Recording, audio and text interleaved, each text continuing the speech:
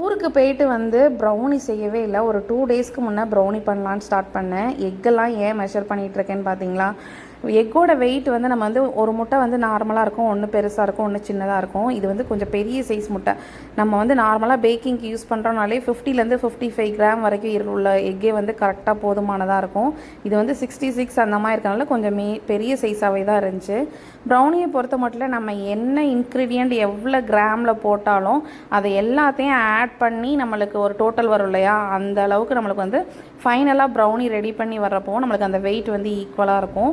So அதனால தான் எக்கெல்லாம் வச்சு கால்குலேட் பண்ணிகிட்டு இருந்தேன்.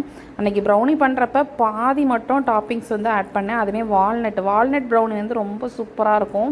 வால்நட் போட்டு சாப்பிட்றப்ப அந்த க்ரன்ச்சினஸ் எல்லாமே ரொம்ப நல்லாயிருக்கும்.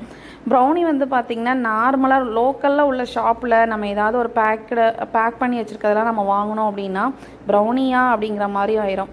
இதே இது நம்ம வீட்டில் பண்ணுறப்போ இல்லை ஏதாவது ஒரு ஹோம் பேக்கர்ஸ்ட்டை இந்த மாதிரி நல்ல ஒரு பேக்கரியிலலாம் வாங்கி சாப்பிட்டீங்கன்னு நினச்சிக்கோங்களேன், ப்ரௌனி சாப்பிட்டிங்கன்னா அடுத்து கண்டிப்பாக சாப்பிட்டுக்கிட்டே இருக்கணும் போல தான் ஒரு ஃபீல் இருக்கும். ஸோ கண்டிப்பாக நீங்களும் வந்து ட்ரை பண்ணி பாருங்கள். ரொம்பவே சூப்பராக இருக்கும். நல்ல ஃபஜ்ஜியாக மேலே கிரிங்கிள் டாப்போட அந்த நட்ஸோடு சாப்பிட்றதுக்கும் அவ்வளோ சூப்பராக இருந்துச்சு. நெக்ஸ்ட்டு பார்க்கலாம். பாய்.